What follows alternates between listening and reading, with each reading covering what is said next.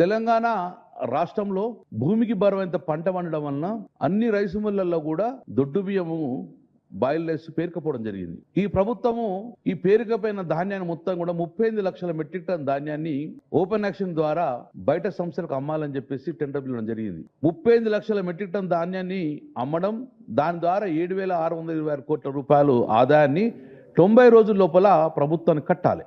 ఆ సంస్థలు 90 రోజులు 3 నెలల లోపల ఎవరైనా కానీ ధాన్యాన్ని చూసుకున్న తర్వాతనే టెండర్లో పాల్గొంటారు.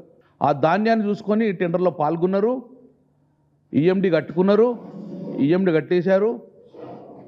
అక్కడే బ్రోకర్లు అందరూ కూడా ఇన్వాల్వ్మెంట్ అయ్యి ప్రభుత్వాన్ని నష్టం చేయాలని చేసి అప్పుడే తీయడం జరిగింది.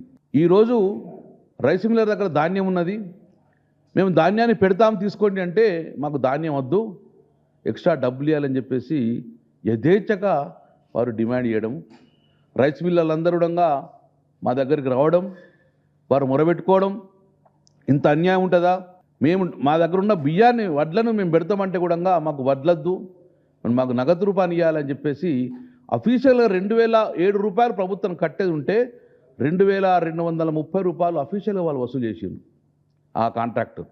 మరి మిగతా 220 రూపాయలు ప్రభుత్వం రాకుండా ఎక్కడికి పోయిందంటే దళారుల సంస్థకు వెళ్ళిపోయినాయి అఫీషియల్గా. దాని విలువ సుమారు 750 కోట్ల రూపాయలు యథేచ్ఛగా ప్రభుత్వానికి వచ్చే సొమ్మును వాళ్ళు కాజేసింది. ఈ రోజు వరకు సుమారు 605 రోజులైంది. 90 రోజుల టెండర్ కంప్లీట్ కావాలి, 605 రోజులైనా ఇంతవరకు టెండర్ కంప్లీట్ కాలేదు. ఇప్పుడు ఆ భారం ప్రభుత్వం మీద పడడం వలన సుమారు 1000 కోట్ల రూపాయలు ప్రభుత్వము నష్టపోతుంది.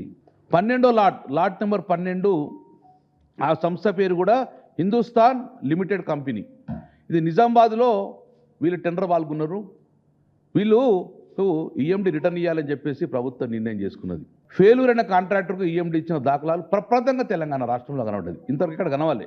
భారతదేశ చరిత్రలో ఇంత పెద్ద ఎత్తున జరిగిన అవినీతి ఎక్కడ లేదు, ఇంత పెద్ద కుంభకోణం ఎక్కడ లేదు. దీన్ని మేము అసెంబ్లీ వేదికగా మేము చర్చించాం. ఇక ప్రభుత్వ స్పందన లేదు అని మా కేటీఆర్ గారు డైరెక్ట్ ప్రెస్ మీట్ పెట్టడం వార్నింగ్ చేయడం. ఈ బీఆర్ఎస్ పార్టీ దాన్ని కూడా స్పందించలేదు. ఎలాగో స్పందించారని చెప్పేసి డైరెక్ట్ మేము కోర్టుకు వెళ్ళడం జరిగింది. హైకోర్టులో వాళ్ళు ఏమని ఇచ్చిందంటే ఇప్పటికి 16 నెలలు గడిచిన బిడ్ రెస్పాన్స్ చెల్లి 5 సార్లు ఎక్స్టెన్షన్ ఇచ్చిండ్రు.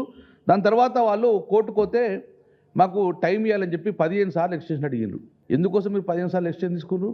ఆ బిల్లుకి ఎందుకు రిప్లై ఇస్తలేరు అంటే ప్రభుత్వం దగ్గర సమాధానం చెప్పే అవకాశం లేదు కాబట్టి వాళ్ళు ఇలానే ఎక్స్టెన్షన్ తీసుకుంటూ పోతున్నారు.